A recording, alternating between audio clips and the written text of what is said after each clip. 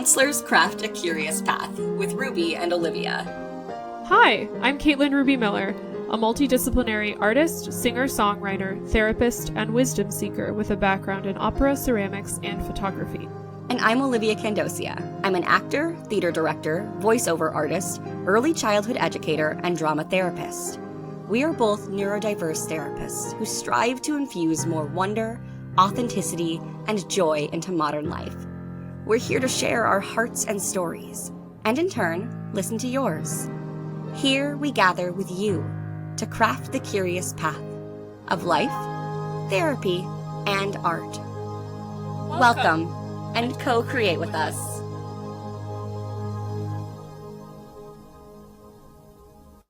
Olivia. Hello, Caitlin. Hi. Hi. This is our second episode, and I think we may have determined a title I think so too. for our video podcast, which is And now I'm like, what is it? It's Counselors Craft a Curious Path. Boy, howdy, did it take so, not long, but it was a process to come up with. It was a process. Yeah. So counselors, because we're counselors, crafting, artistic crafting, also like the needling, woodworking kind of vibes. And witchcraft, if you want to. Oh, yes. Oh my gosh. How could you forget? And then curious is like the left path, like the path of the witch is the left path. Or Curious is wandering, thinking, personal philosophy, and path, that it's like unfolding. We don't know where the path is taking us. Yep. There are no answers. We don't know Did anything. we give it away by this intro? So thanks for being here. Yeah. Another day, another chat. Yeah, another day, another chat. How you feeling right now? I'm feeling good. I'm feeling a little tired, but I had so much fun working on the logo and like an intro video. It feels like it gave me a creative project over the weekend, which was so nice. I agree. Even like downloading my Movie Maker app and like getting into that, I was like, oh yeah, you like doing this stuff. Me too. That's exactly how I felt. And then when you sent me the little like intro song, I was like, oh. But then It you know what? makes me so happy. But you know what? It did get me in my head about like, am I an artist? Because I can't compose music. Like I don't. It got me into that kind of a constant battle that I face. I thought that when we were talking about you recording the intro, I'm like, am I an artist if I can't like record an intro? Like fascinating. Yeah. And I'm like, so the skills. Yeah. And everything is an art too, which I guess is a good way to remind yourself. Yeah, we dress ourselves. Dressing ourselves is an art. Being a friend is an art. It is. Doing therapy is an art. The art of gathering, the art of communication. So that's honestly comforting to hear that made you feel that way. Yeah, I was like, oh my god, if I was doing this on my own and I was recording my own intro, it would just be like... It was a journey though, like even recording it took me back to my voice acting days where like you're replaying, and I'm sure you have this with your music too, where you replay and you're like, it could be better. It could be better. Let's accentuate right here. And at a point it's just like, it's gonna be what it is. Nothing's perfect. Yeah. And I wouldn't be surprised if we like maybe not change the name, but maybe like tweak different stuff. But I just think it's fun to be playful, and I'm thinking about my life and how I'm moving in like 5 weeks, and I would be like, I was like, how nice would it be if we just had this part of our lives together as like collaborators, just like nailed down. We have the intro, we have a intro, an intro, we have some place to start, and intro. I was like, wait, what? Yeah, it's part of being tired today. I know, it is it's all the weather changes I'm gonna blame. Oh my god, there's so many weather changes. Like last night it was the windiest ever. We're like North Chicago based. I live in Chicago. Caitlin does not, but I live in North Chicago suburbs. Also known as close to our office. Yesterday was windy. The other day was snowy. The other day was like all 4 seasons in 1 week. Oh yeah, and a lot of people with like fibro or chronic fatigue or long COVID had like symptoms pop up and inflammation and people here too. Oh yeah. So yeah, it's been weird, and then there's like just a couple things happening politically. Yeah, all that. But it's So yeah, there's a lot of change. it's hard to do spring cleaning when it doesn't feel like spring. Yeah. And so I keep kind of putting it off because I'm like, Yeah. the vibe's not there yet. No.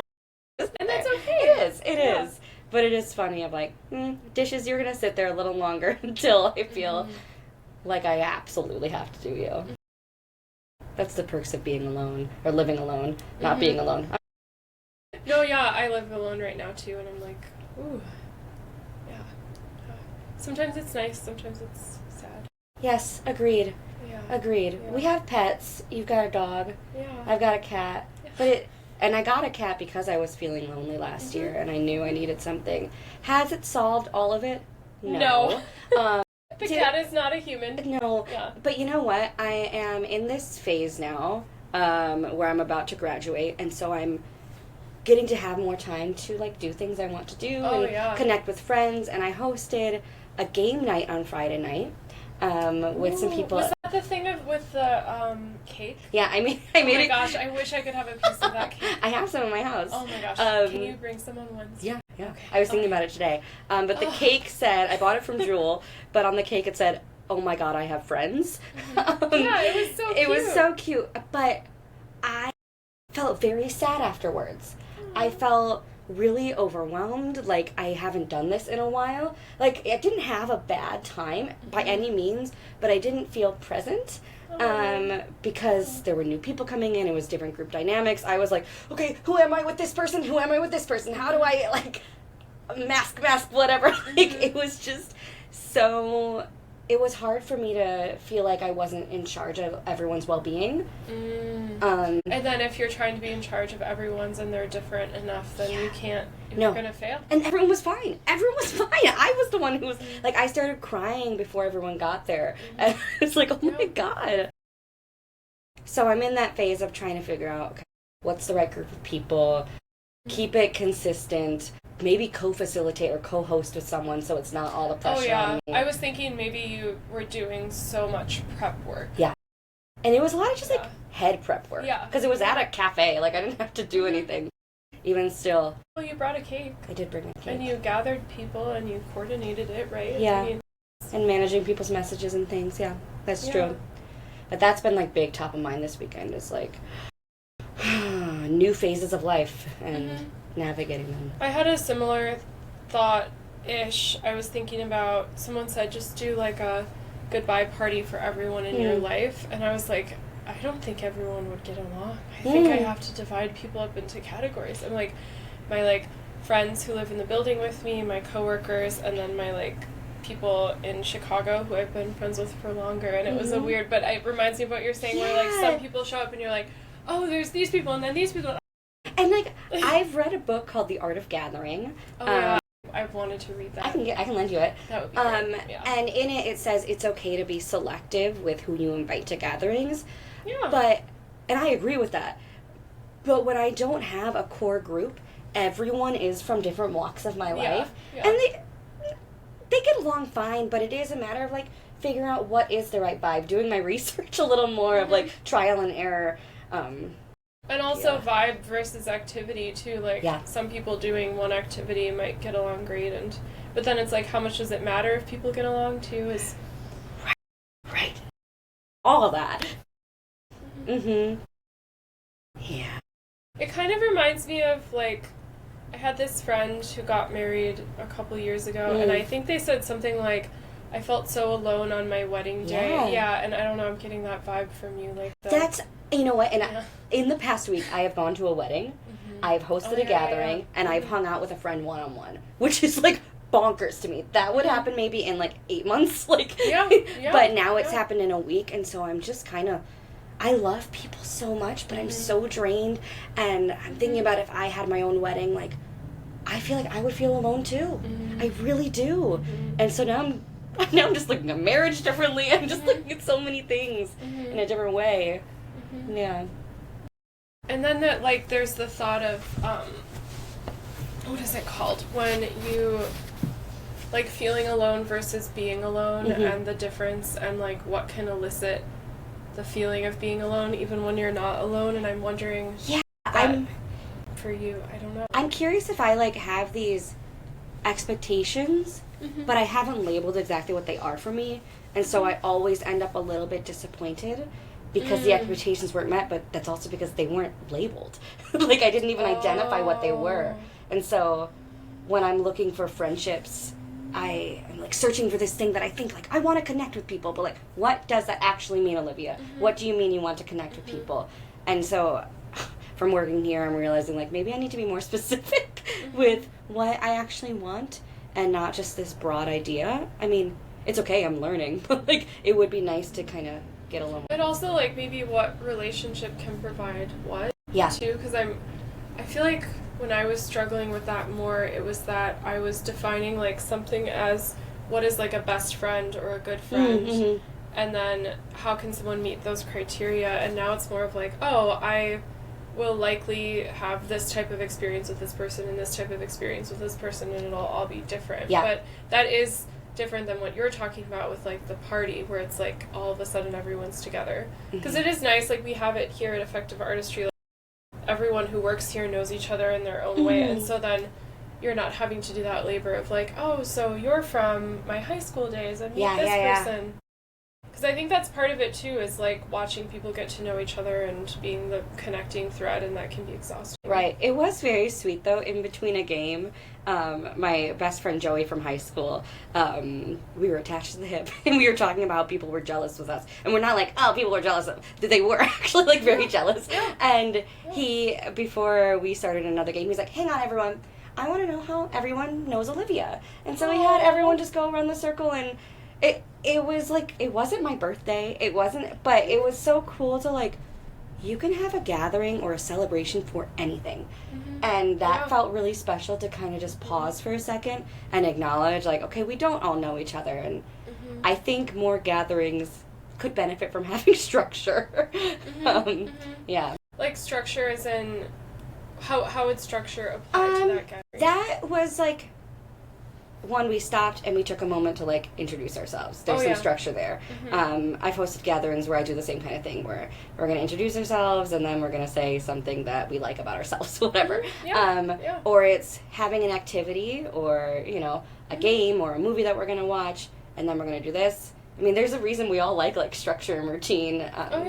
Yeah. So were you thinking that gathering could have benefited from having more structure? Yes, because people were coming in left and right, and I didn't know who was going to be there, and the table was like, well, I knew it was going to be there, I didn't know what time everyone was getting there, and I'm, like, someone who gets here on time. So I think you've, like, almost never been late. No, never ever. Very rare. And so it was, there's a lot of thoughts here. Well, that could be some of it, too, then, is maybe, like, as you were trying to track, like, your expectations and dealing with the social elements of it, if you don't know who's showing up and when, or when people are showing up. So maybe then it's like, this activity is going to start at this time, this one's going to start at this time. Or something it would have been. Yeah. But that was my weekend and kind of just where I've been at. Yeah. Yeah. I'm thinking about, like, what's been coming up in sessions since our last recording, and then I'm just thinking I really liked our first recording. Yeah.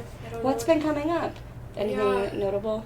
Not notable, but just... Yeah, there's so many notable things. There's just nothing coming up in this moment because I think I'm feeling what you were feeling, and then thinking about the concept of, like, loneliness and... You're feeling what I was feeling. Alone. Over the weekend, maybe? Oh, I don't know. okay. Or at least my experiences of similar things. I once had a party and I got, like, so excited. Yeah. I was like, I'm going to combine all different people in my life, and I was, like, betting that they would all get along. And no. It was, like, the opposite. No. Yeah. Like, say more. Yeah. Oh my gosh. Yeah, I'm trying to figure out how much to share about this, but, like, essentially it was a group of people where without alcohol, I guess what I'll say. Sure. Without alcohol, I think everyone would have gotten along. But there was one person who drank, I wouldn't say they got drunk, but they drank a lot, and then they started kind of, like, spouting off, like, different things that are things that, like, some people would have considered funny. Like, they weren't, like, explicitly like offensive things. Like if everyone heard them, they would be, some people might laugh and some people might be like, oh my gosh. But one of the people at the party was in the latter category, like, that is not okay to say those things. And so then it turned into a fight. What kind of fight? A verbal fight? Or yeah, verbal, and then one of the people just being like, I'm gonna go. Like, leaving. So how did that impact you? What was going on for you? I hated it, and I said to myself, I'm never gonna do this again. Yeah. I'm never gonna bring people together in different parts of my life again. And have you not? I don't think I have. Yeah. I mean, like, little degrees, like, partners meeting people, Sure. or, like, one friend and another friend. But, yeah, I had a similar thought, like, of, oh my gosh, if these people all meet each other, maybe they'll all feel less alone, too, because they'll get along. And I think, like, sober, they all would have gotten along.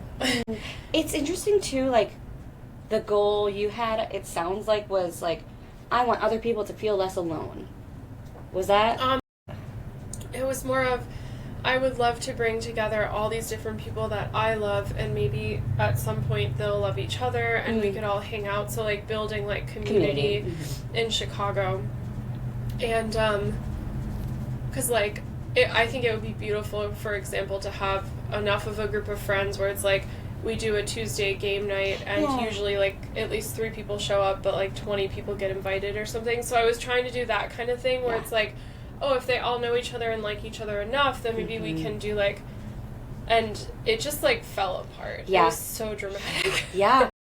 I mean, I did the same thing where I'm like, I'm going to invite all these people. They're all great, whatever. And then I was like, oh my God, 13 people are coming. And that was like, and then some people said they weren't able to come. But then other people were bringing new people. And it was just, yeah, and then having, I think, guidelines around, like, whatever. I mean, there's so much to manage, honestly. There is. Yeah. So I think sometimes, like, choosing an activity or, like, a theme can help. And then I was asking my friend who hosts a lot of gatherings, I was like, hey, have you ever just felt sad after hosting a gathering? And he was like, oh my gosh, yes, absolutely. He's like, but some things that I've helped alleviate that are doing events that, like, are like potlucks, where everyone, like, kind of brings a kind of thing, so everyone's involved and it takes the pressure off, like, less pressure on you. He also said, like, co-facilitating. And then he is a dungeon master, and so that means he's, like, guiding the players through the game that they're playing. But he said sometimes he is so lonely because all the players are having fun, but he's the one, like, leading, which we can relate to, our boss can relate to. And he was like, but sometimes to make myself feel better, I will have, like, check-ins afterwards with them about, like, where we want to move forward with the game, so I feel more involved with them. And that was just, it was so helpful for us to just be validated that that is a common experience.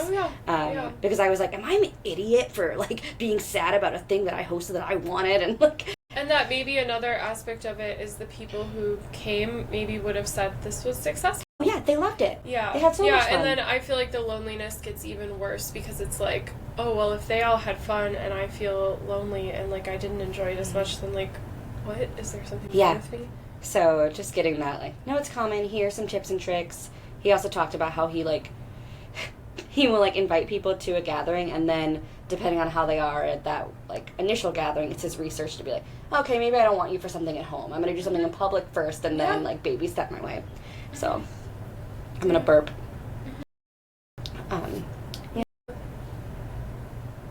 Yeah, it's so sad how hard this stuff is because it really is hard, and I think it's something that could be so useful to occur more often.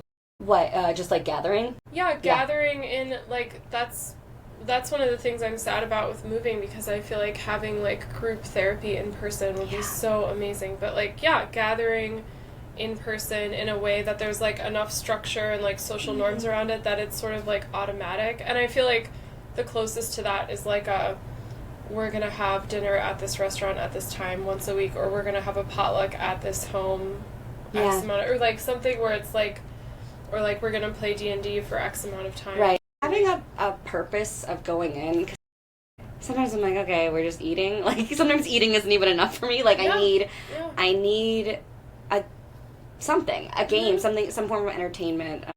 I'm also thinking about, like, sharing art or something. Yes. Yeah. Paint and sip nights, Yeah. decorating shoes, whatever. Yeah, or like if it's people who are creative, maybe they come in and they're like, this is the project I'm working on or something. I did a gathering last summer, which you said was too cute of a name for our podcast name, but I called it Hearts and Crafts.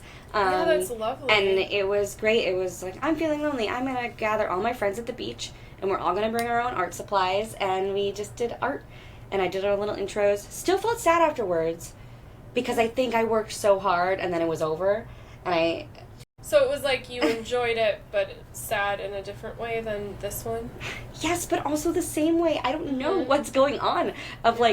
I was so excited about it, and I think the preparation was so much more fun than the actual thing. And also, I was in charge, and so I didn't feel like I could be, I don't know.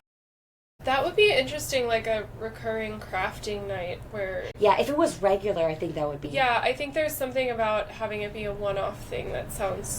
I think that's the thing. Exhausting. Yeah. Yeah, I agree. So... And co-hosting, like having it not just be your own thing. Mm-hmm. It's okay. I'm in the process of figuring it out.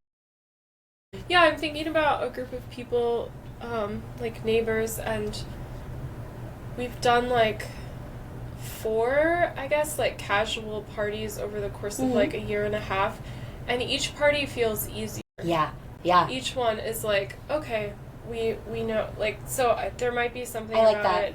But also, I like to think of those things as, like, what are things that I want to do more often in my life? And just, like, sitting down and crafting is something that I would love to do more, but I just don't do. Yeah. So, like, I think that can also be nice, too, to have it have a purpose that you feel like it's filling your soul.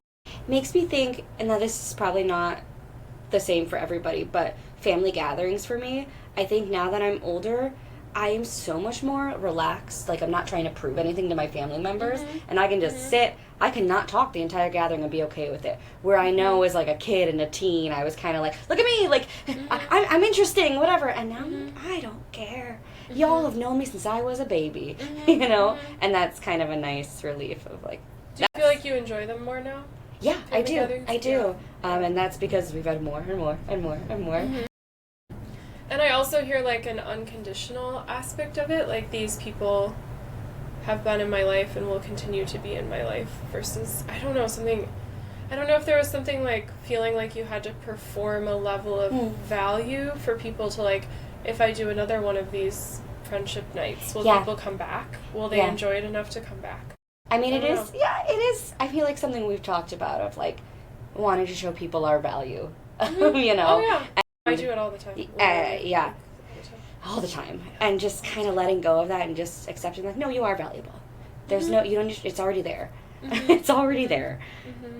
Like, doing school projects and things, that was always the goal of, like, what's the most interesting thing I can do? Like, it might not even fit the criteria, but I want to be interesting.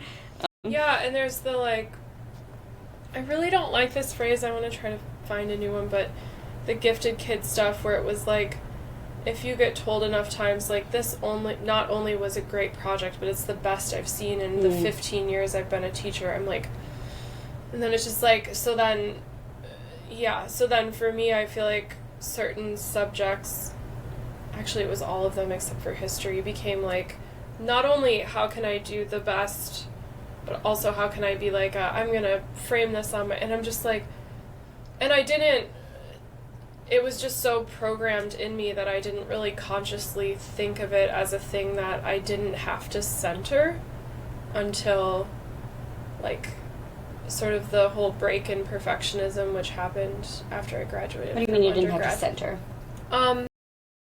Like, I honestly do not think I thought of it as an option in high school to just, like, do something well enough to get a decent grade. Absolutely not. Yeah. Yeah, like, and I'm guessing someone said that to me, but maybe it just felt so foreign to me. But yeah, that's scary, and it's so other-based. Like, I remember, I did a final, I think it was like a poetry project in AP English or something, and it was a book of poems called A Muddy Disarray, and I did like a whatever, and I loved them so much. And I was like, oh, this is going to be one of those things where the teacher's like, this is the best ever. And I remember the teacher being like, oh, that was nice. Good job. Like it was totally... So then I was like, oh my gosh, yeah. And I think I used that as fodder for like, oh, I shouldn't be a poet and I shouldn't be a writer. Because she said it was a good job, but not the best she's seen. Yeah, because at the same time I was winning like a bunch of music awards and stuff, and so it's like, oh well, if I'm really, really good at music and I like love writing, but I'm not like exceptional at it, then I shouldn't write. And then like I keep going back to when I ask myself like, what are like the top 3 things you want to do with your life, and usually it's like write a book, write an album of my own songs. Fascinating. Wow. I know. And that literally, like, the criteria for me to kind of use this as fodder was, like, someone being like, yeah, that was good. Like, that was great. They maybe even said great. Yeah. And this teacher still is, like, in my life, more or less. Like, every time I run into her, she's, like, so pleased to see me. So, like...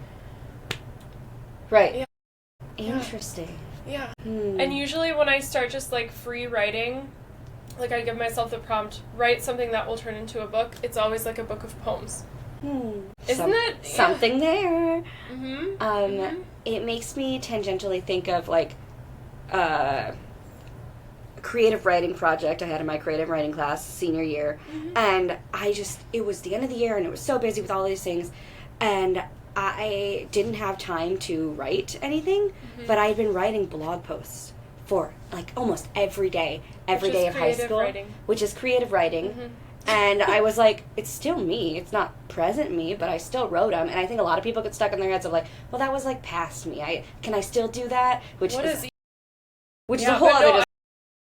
But I just took a bunch of those blog posts and made them into like a creative presentation, took the pictures I had on my blog and made a whole book of it and made it like kind of a memoir kind of thing. Oh, that's so and cool. I got 100%. But it was my way of like, work smarter, not harder. Actually, I've been working very hard on them, but just not in that, No, that makes sense. And so it's interesting. I feel like my new rule of like, just do it and don't judge how good it is, just put it out there. It's obviously applying to this podcast. It's applying more and more to being a therapist, which is helpful. It's starting to apply to music. It definitely applied to me doing pottery. But writing to me feels like maybe like the last like artistic threshold to cross of like, you don't put writing out there unless you really know it's very, very good. And so that's one of the things I want to do with like a Substack that's either mine or like Effective Artistry's. Like, I would love to write a blog post literally with typos in it. Yeah. And just put it out there. And typos that like where I think there are no typos, but there still are. So, like that type of where it's just like not this like unfiltered. Yeah, or like this like hunting for like the imperfection around the corner, and then you're just like so stressed. Hunting for the imperfection is good. Yeah. Yeah. Yeah, it reminds me of like a type of hypervigilance where like, did I pronounce one word incorrectly? Did I misspell one word? Like, do I understand the form of a poem enough to even call this a poem? Like, what is the, so we can overthink ourselves into a spiral. Yeah, but it's helpful to talk to you about this. I feel like you're being my therapist, which is so helpful. But just like, but that, it seems like that's kind of the last threshold for me to cross of like artistic imperfection. Yeah. And maybe it'll come up if I actually record an album. But I'm really trying not to with that. Okay, we could get into that, but we don't have much time because I know you have a session soon. Yeah, like maybe 5 more minutes we could talk, but... Wow, there's a lot there, Caitlin. Yeah. What would be a step for you to... I mean, you said the Substack thing for writing. What else? I was thinking about writing a blog post that is about, like, what I learned from pottery. And there is something about blog that feels like a genre. I don't know if it counts as a genre, but like, but a type of writing where like, I don't think blog is ever meant for perfection because it's not an article. It's free form, Yeah, so, and I would love that, and I love the idea of all of us inspiring each other. Like maybe Brandon's like writing to be on there, and your writing and my writing, and I know there are other staff members who enjoy writing, or like literally posting like a picture of, like we have Molly is an art therapist. She works here and she does ceramics, so maybe Molly like posts a picture of a piece of ceramics with like a like provocative name, and that's it. Just like something like that. I just got I think a blog would be good. I think so too. I just got a flash. I got a flash to when I wrote a blog post when I was like 23. And it was like basically the idea of like, I feel like such a misfit, and I called it like an alligator with a mohawk. That was what it was called. Oh, that reminds me of Doechie's Alligator Bites album. Or so it's called. I don't know. Oh my god, it's so good. It's brilliant. Okay. Okay. Anyway, about alligators. Alligator with a mohawk instead of like square fitting into a round peg, whatever. That whole phrase. And I just am sitting here now realizing like, oh, you have felt so out of place for so long. Me too. And I have never identified myself as neurodiverse until I came here. Me too. And now, which is like bonkers to me because Caitlin's like, no, you scream it, Olivia. Yeah. And no, I did too, and I was like, no. Yeah. It's just depression, obviously. I'm just anxious. I just cry at everything. But yeah, it's just kind of putting it all together and looking at my past more and more every day. Like, wow, you are so unique, and we all are, and that is so special. Anyways. Yeah, there was this acceptance speech that lady... Did you listen to that YouTube video I posted in our thread? No. So Lady Gaga had an acceptance speech for, like, Innovator, and I think it was, like... I don't think it was a Grammy. It was, like... It was some music... iHeartRadio Awards or something. But anyway, in this speech, she said something about, like, how... being authentic and like as authentically you as you possibly can is like the type of art that like makes waves or whatever. And she wasn't implying that like she was I read from it as like everyone is very unique, and the more unique you allow yourself to be, like the more authentically you allow yourself to communicate in your art, the more authenticity you will inspire in other people too. So yeah, so it's not like one person is more unique or less unique than the other, but I do think there is like in Doechie's album, there's like a felt sense of like she's being like so real and like raw and unfiltered, and I mean, those are the kind of artists I gravitate towards, definitely, of like, oh, I can see the little bit of mess in here. You know, it's not... I don't know. There's a lot. I don't know what I'm saying right now. Yeah, but I guess I feel like to wrap this back to like the blog post, I feel like there's something about like that I could internally or you could internally like measure like how authentic does this feel to me instead of how good is it, like how like well written is it, or how beautiful is it, or how not beautiful is it, or how unique is it, but just how authentic does this feel. You know, oh my god, so much to say. Okay, I was a selective mute for like the first 7-8 years of my life, and that kind of is still transferred into my life. And I would like write things down before saying them all the time. Writing blog posts was a way to help me like process my feelings when I couldn't talk out loud. And I just think about, I'm just thinking about that right now, of like how Brandon, our boss, our supervisor, is training us to just say what's on our mind, where I always felt like I had to be prepared. You're nodding your head like you agree, like you relate. Yeah, I always felt like I wrote way better than I spoke. Yes. I was like, well, I can just not speak. Yeah. Like, yes. And my teachers would all be like, wow, Olivia, like, I love what you're writing. I wish you would say more in class. And I had gotten that note from teachers through college. Like, it's just so, it's still hard for me. And I'm a pretty expressive person outwardly, but yeah. But we'll explore that at another time.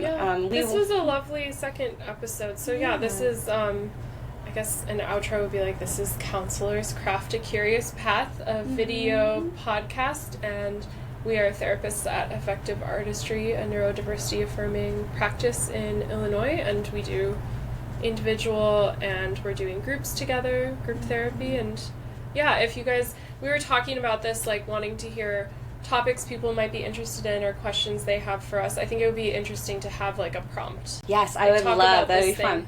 Yeah. Especially as creatives and therapists. There's a lot we can explore, and we look forward to hearing your ideas as well. So thanks for tuning in. It's nice to be with you, Olivia. Yeah, you too, Caitlin. Bye.